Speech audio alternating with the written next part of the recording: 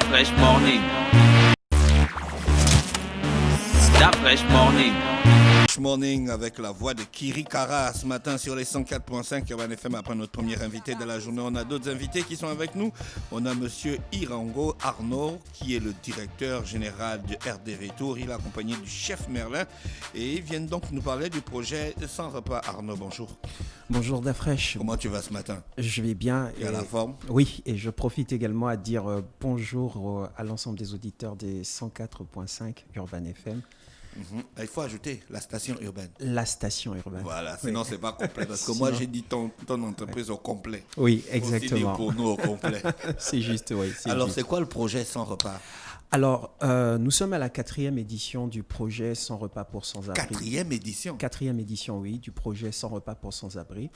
C'est un projet qui est porté d'abord par l'Association des cuisiniers gabonais, en partenariat avec l'entreprise RDV Tour, qui vit justement en période de Noël, à apporter des repas aux sans-abri que nous avons identifiés premièrement à travers la capitale de Libreville.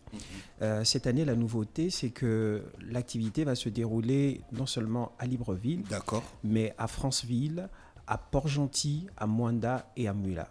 Et il n'y a pas que les sans-abri qui sont identifiés parce qu'en fait, le concept de sans-abri chez nous revêt une particularité assez large. Parce que pour nous, le concept de sans-abri, c'est le fait d'être dénué d'une couverture qui nous permet de pouvoir affronter différents défis sociaux. Et donc, dans ce cadre, sont identifiés les différents sans-abri qui sont autour de la capitale, notamment sur la place de l'Indépendance, aux abords des mosquées. Mais il y a également des orphelins que nous rendons visite chaque année. Et cette année, la nouveauté, c'est que nous allons distribuer également des repas à la prison centrale de Libreville. Ça, c'est super, ça. Ils ont un abri.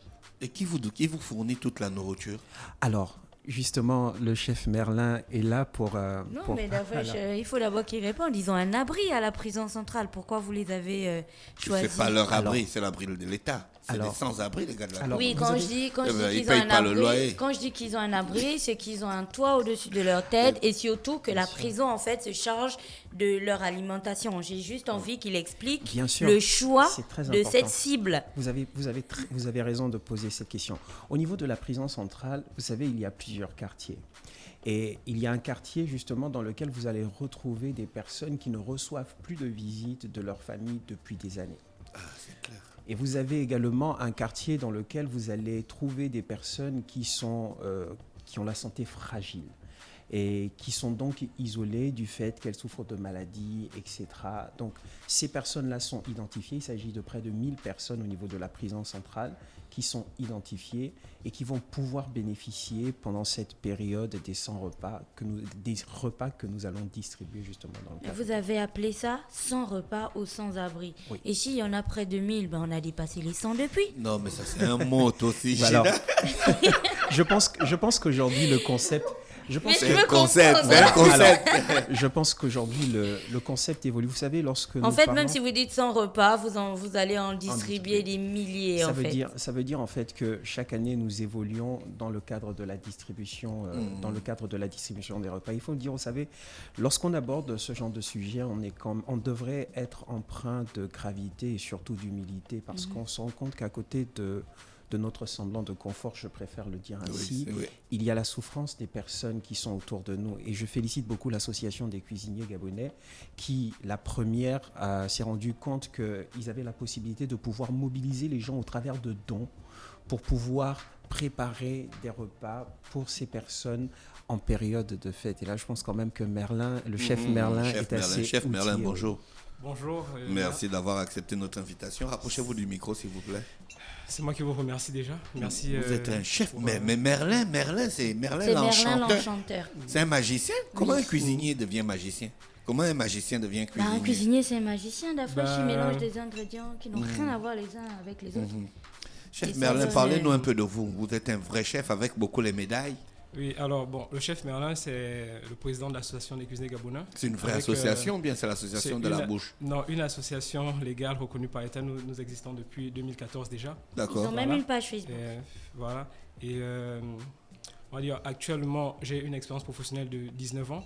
J'ai coaché pas mal de jeunes chefs qui sont en train de... Et vous avez eu les médailles là, vous les avez eues? Oui, alors il faut savoir que moi je représente au Gabon en différents concours à l'échelle internationale. Un peu, voilà. Donc il y a des médailles comme ça, je gagne un peu partout où je vais, Dieu merci, ça va. Voilà. Bon, vous est venu d'où l'idée de donner de la nourriture aux gens, aux sans-abri? Bon, alors l'idée de donner de la nourriture aux sans-abri m'est venue depuis, je vais dire, 2014-2015, où j'ai représenté au Gabon un concours de cuisine international, un panafricain qui s'appelle Star Chef, qu'on a pu suivre sur le Bouquet Canal. Voilà, et les gens m'ont demandé si je gagnais ce concours-là, qu'est-ce que je devais faire avec cet argent en fait. C'est que je devais offrir un grand repas en fait. Je devais faire un grand repas pour des personnes démunies, pour des sans-abri, pour des personnes vulnérables, un peu. Donc, j'ai toujours gardé cette idée-là malgré que je n'ai pas gagné, voilà. C'est quand même arrivé là en compétition, je n'ai pas gagné, mais le projet était toujours, en fait, il me tenait toujours à cœur. Le projet tenait toujours à cœur. Et quand on a lancé la première édition, on a commencé avec 100 repas, c'est pourquoi les 100 sont restés. Et quand on remet, sur nos affiches, on met l'astérisque au-dessus pour signaler que c'est 100, mais on fait plus de 100 en fait. Voilà, au départ, on a commencé 100 repas pour les sans-abri, maintenant on touche déjà des milliers de repas. Et nous sommes à la 4e édition, c'est quelque chose... Lorsque vous avez fait la première édition de votre action, qu'est-ce qui vous a le plus marqué? Qu'est-ce qui vous a motivé à faire la seconde? Et surtout, quels sont les arguments qui vous ont permis de convaincre les autres cuisiniers? Parce que vous n'avez pas préparé tout ça tout seul. Non, bien sûr. Alors, il faut savoir que l'association est quand même bien organisée. Nous avons pas mal de chefs qui travaillent dans différentes structures de la place, un peu. Donc, moi, j'ai pu les fédérer.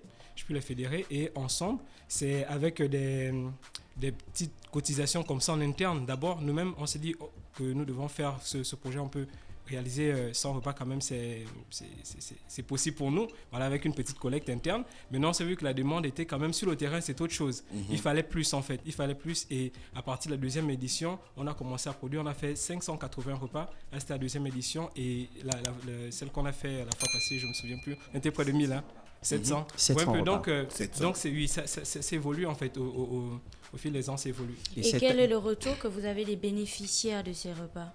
Les bénéficiaires veulent que l'action se fasse tout le temps. Malheureusement, pas pour le les faire. jours, quoi. Ils veulent manger cadeau. Voilà. Donc, c'est ça. Maintenant, pour l'approche, où trouve-t-on les sans-abri? Puisque la question m'est souvent posée, est-ce qu'au Gabon, on a des sans-abri? Oui, on a des sans-abri, mais on ne veut pas le reconnaître, on ne veut pas l'admettre, en fait, que nous avons des sans-abri. Vous voyez un peu? Alors, ils sont un peu partout, où moi, ce que je fais, je vais sur le terrain, je m'approche d'eux, voilà. Je m'approche d'eux en expliquant en fait que on ne fait pas de la politique, nous sommes des cuisiniers, on n'a pas d'argent à vous donner, mais on peut vous offrir un repas en cette période de fête pour que vous essayez aussi d'avoir un repas chaud et réveillonner entre vous un peu. Donc j'aborde et cette personne-là fera maintenant le leader du groupe qui va regrouper aussi les autres en fait, un peu, et ensuite ils sont ensemble et là je distribue les repas. Mais il faut savoir que c'est aussi une activité aussi dangereuse parce que on va quand même aussi dans des coins assez hostiles. Je me souviens, j'ai un très mauvais souvenir de la poubelle de Mindoubé, mais nous irons toujours à Mindoubé. On y va toujours. Décharge, oui. Mais nous irons toujours. Vraiment, c'était vraiment hostile. Les gars, ils s'attendaient pas en fait. Là, ça c'était au début. Ouais, mais vous partez avec des caméras et tout ça. Non, il n'y avait pas de caméra. Non, il n'y avait pas de caméra. En fait, ce qu'il faut préciser, c'est que dans l'acte de don en général, il faut veiller à ne pas frustrer et à ne pas emmener les personnes à penser que leur dignité est affectée. Et c'est une des notions qui nous tient à cœur justement dans le cadre de la distribution que nous faisons. Nous pouvons prendre des images, mais avec l'accord des personnes, mais nous ne le faisons pas forcément dans le but de pouvoir faire une récupération derrière, mais c'est certainement pour avoir des traces des activités que nous menons au fil des années. Chef, deux points qui me viennent en tête. Oui. Le premier point concerne le menu. Offrir à manger, oui, mais offrir quoi exactement? Le deuxième point concerne la conservation de la nourriture. Qui dit denrées cuisinées dit forcément une chaîne de conservation qui doit être respectée, un délai de consommation aussi qui doit être respecté. Comment vous gérez tout ça? Bien sûr. Alors, pour le menu, nous travaillons avec des menus, avec des dons que nous récoltons. Donc, c'est à travers ces dons-là qu'on élabore le menu. Par exemple, maintenant, là, je ne peux pas me proposer sur le menu parce que nous n'avons pas encore... L'année dernière, qu'est-ce qu'on avait au menu? Alors, pour l'année dernière, au menu, nous avons du poisson. Du thon, il faut préciser. Du poulet. Du thon. Ah, le thon. Oui, c'était du le thon. thon gabonais. Hein. Oui. Voilà. Vendu par la Sotrader. Oui.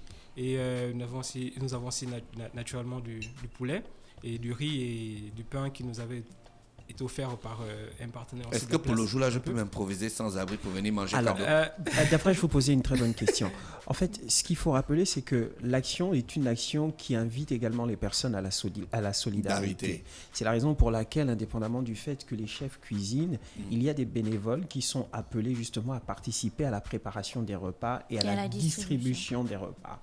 Donc ça ne reste pas forcément fermé ou exclusif à l'association. Mais quelle est votre implication, vous, RDV Tour? Quelle est votre implication dedans? Alors ou bien vous en bénéficiez juste pour faire la promo de votre entreprise? Non. RDV Tour, il faut déjà comprendre que RDV Tour et l'association des cuisiniers gabonais œuvrent dans le même secteur. Nous sommes tous dans le secteur du tourisme.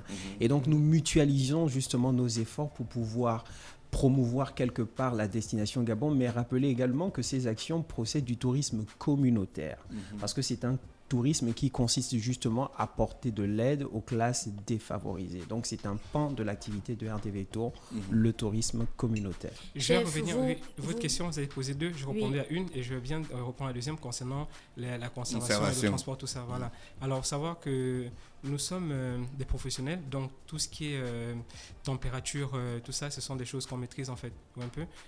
Juste pour dire que la nourriture, une fois elle est cuisinée, elle est bien conservée et ensuite nous faisons un effort d'arriver sur les sites au moins chauds, un peu, avec des sacs isothermes quand on en a à la disposition.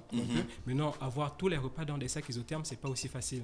Donc parfois on utilise des glacières pour pouvoir contenir la température. Un peu. On veille à la sécurité alimentaire de tous ces enfants-là, de toutes ces personnes, parce qu'il faut savoir que ceci, on s'expose aussi en fait, parce que si quelque chose arrive derrière, vous voyez que c'est pas bien. Chef, vous faites des menus sur la base des dons et des apports que les gens font. Aujourd'hui, vous êtes à Urban FM, je me doute bien que si pour lancer un appel à solidarité et à contribution, qu'est-ce que vous dites aux auditeurs qui nous écoutent ce matin? Comment est-ce qu'ils peuvent faire s'ils ont envie de vous faire parvenir une boîte de tomates, une boîte de sardines, des pâtes et ce genre de choses? Alors, pour les auditeurs, tous ceux qui veulent bien nous aider pour cette activité-là, il y a un numéro de téléphone, il y a un contact qui est le 077 26 71 57. Je vais reprendre 077 26 71 57. Donc nous acceptons comme ça des dons de toute nature. Vous pouvez directement déposer vos dons au restaurant Léla qui est en Gonje. C'est un restaurant partenaire où tout va se faire sur place et ensuite distribué à qui de droit. Je vais revenir à un point que vous avez abordé là pour la prison centrale. Vous avez dit ils ont un toit, ils ont un abri. Alors sachez que à la prison centrale, ayant rencontré le directeur général de la prison centrale, le colonel, il nous a fait savoir qu'il y a des personnes vraiment démunies en prison centrale. Il y a des personnes qui sont oubliées, on peut dire ainsi, ou un peu. Donc, et ces personnes-là, c'est à eux que nous voulons mener cette action, que nous allons faire ces gestes. Et ils se comptent là-bas par milliers, ou un peu. Donc, c'est un gros challenge pour nous cette année de couvrir la prison centrale avec ces repas-là et l'intérieur du pays aussi. Donc, quelle on invite zone vraiment exactement à l'intérieur du pays? Mouila. Il y a Mouila, il y a Franceville, il y a Mwanda, il y a Port-Gentil. Je n'ai pas oublié quelque chose. Vous allez faire le tour, mais il y a des unités sur place. Il faut savoir que l'association des cuisiniers gabonais est implantée au Gabon, un peu partout en fait. D'accord. Voilà, donc nous avons des cellules sur place qui vont s'en occuper. D'accord. Ouais. Bonjour, un coucou à vous et au chef Merlin. Merci de nous avoir épaulés à Ondimba pour notre examen. Je suis une future chef et on a eu à parler ce jour. La soutenance est dans la semaine. J'espère vous revoir parmi nous Horty qui vous kiffe, qui veut être bénévole. Bien sûr. Ok. Bien sûr. Ouais, c'est vrai que j'avais corrigé l'examen d'IMA là-bas il n'y a pas longtemps. Alors, donc, pour participer, je donnais le numéro. Il y a aussi la page Facebook de l'Association des cuisiniers gabonais. Vous pouvez laisser des messages. On va relancer toutes les personnes bénévoles. Et concernant le bénévolat, c'est que tout le monde veut être bénévole pour cette activité-là, mais malheureusement, on peut aussi prendre tout le monde. Un peu. Donc, il y aura quand même un choix qui va se faire, une sélection qui va se faire pour les bénévoles. Vous distribuerez les repas quand exactement pour qu'on ait une idée de la deadline pour envoyer les dons? Ok. Du 23 décembre. 23 décembre. Donc, il y a tout un programme qui est élaboré en fonction des villes. En tout cas, pour la partie de Libreville, ce sera le 23 et le 24 décembre. D'accord. Donc, les lieux identifiés, ce sont la place de l'Indépendance, la décharge de Mindoubé, les différents abords des mosquées. Il y a l'orphelinat, la mission El Jiré, qui se trouve à Issassa, où nous distribuons déjà depuis quelques années. Donc, nous allons renouveler l'expérience cette année. Et il y a également la distribution à la prison centrale. Donc, seulement pour la capitale de Libreville, près de 3000 repas seront distribués, ou si on a la possibilité d'aller au-delà des 3000 repas. D'accord. Après, c'est bien de dire ce qu'on a déjà reçu aussi, quand même, c'est important de le signaler. Donc, nous allons recevoir 500 barquettes. 500 barquettes, voilà, oui. Nous allons tout simplement les réceptionner. Oui. Et aujourd'hui aussi, nous allons avoir des dons, comme ça, des personnes anonymes, un peu. Donc, pour donner les dates, pour Port-Gentil, l'activité aura lieu le 27 décembre pour Port-Gentil. Pour ceux qui sont du côté de Port-Gentil, vous pouvez soutenir l'association de ce côté. Pour Mwanda, ce sera le 25 décembre. Mwanda et Franceville, le 25 décembre. Et pour Mouila, ce sera le 23. Un peu. Donc, nous sommes organisés comme ça pour pouvoir mener à bien cette action. D'accord. Merci Arnaud, merci Chef Merlin. C'est un plaisir de vous recevoir ce matin. Vous souhaite de passer une bonne journée à l'écoute des programmes d'Urban FM. Stop Fresh Morning.